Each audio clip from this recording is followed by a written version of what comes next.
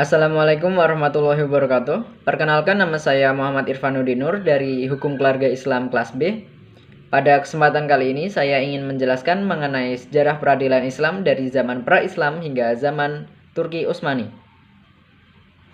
Baik, peradilan yang pertama yaitu peradilan pra-Islam. Peradilan pra-Islam sendiri dimulai pada zaman Nabi Adam alaihissalam. Pada zaman tersebut peradilan sangatlah sederhana sekali, karena tidak banyak manusia yang ada di bumi ini. Kemudian hakim yang pertama dalam sejarah kemanusiaan adalah Nabi Daud alaihissalam dan Sulaiman alaihissalam. Mereka berpendapat bahwa hakim haruslah mendengarkan pendapat atau yang disampaikan dari kedua belah pihak guna memutuskan suatu perkara tersebut. Lalu pengadilan pada zaman Romawi kuno, mereka sudah memiliki kitab undang-undang tersendiri dan juga memiliki kadis tersendiri.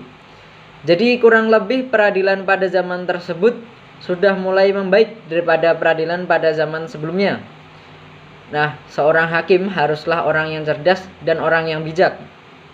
Kemudian peradilan pada zaman bangsa Arab Jahiliyah, mereka sangatlah sederhana sekali.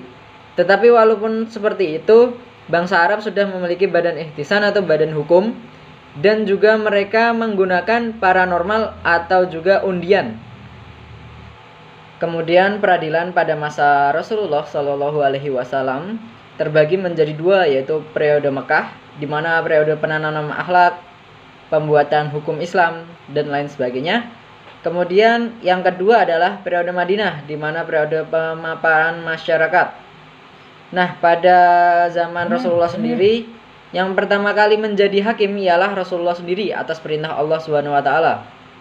Pedoman bukti pada masa ini adalah ikrar, janji, bukti sumpah, atau penolakan. Kemudian peradilan pada masa Khulafaur Rasyidin, yang pertama yaitu Abu Bakar radhiyallahu an. Pada masa Abu Bakar sendiri tidaklah berbeda jauh dengan pada masa Nabi, karena beliau juga mengikuti anjuran-anjuran sunnah Rasulullah Shallallahu Alaihi Wasallam.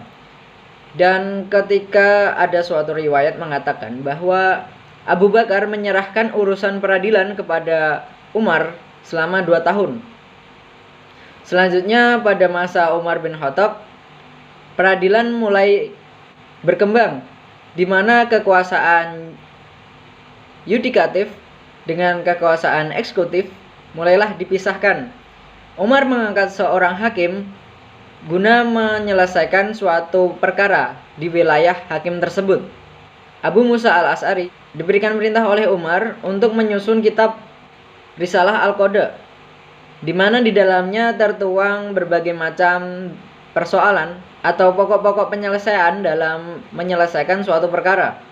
Kemudian pada zaman Utsman sendiri tidaklah berbeda jauh dengan zaman Umar, karena Utsman hanyalah mengikuti apa yang sudah dicapai oleh Khalifah Umar bin Khattab.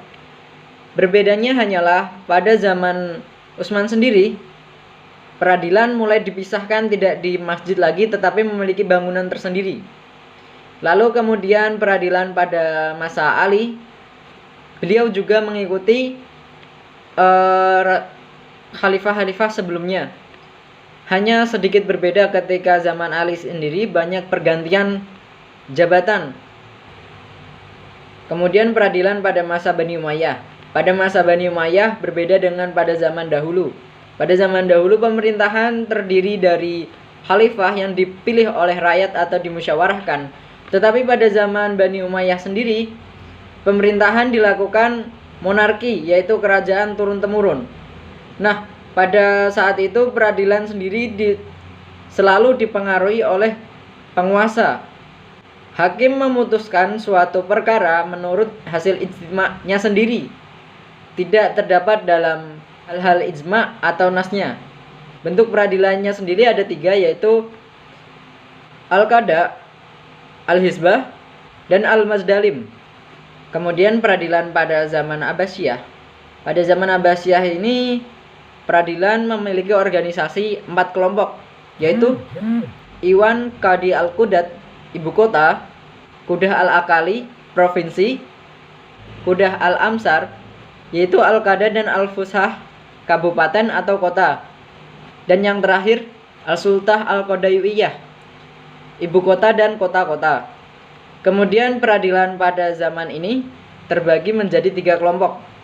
Al-Qada, hakimnya bergelar Al-Qadi. Al-Hisbah, hakimnya bergelar Al-Muhtasib. An-Nadar Al-Mazalim, hakimnya bergelar Sahibul. Ada juga beberapa diwan, yaitu Diwan Qadi Al-Qudah, Qudah Al-Kali, Qudah Al-Amsar, dan Al-Qudah As-Satawiyah. Kemudian peradilan pada masa Turki Utsmani. Pada awalnya Turki Utsmani rakyatnya tidak menganut satu mazhab pun. Namun pada penerapan hukumnya, rakyatnya mengacu pada mazhab Hanafi dan menjadi mazhab resmi negaranya.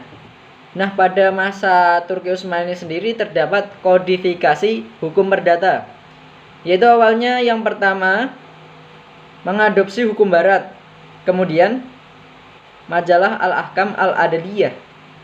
Makna penting dari kodifikasinya sendiri bisa dilihat pada kecenderungan orang-orang Turki dalam mengadopsi hukum barat, dan juga kodifikasinya sendiri ini menjadi 16 bab. Terima kasih dari saya. Mohon maaf apabila banyak kekurangan dan kesalahannya. Wassalamualaikum warahmatullahi wabarakatuh.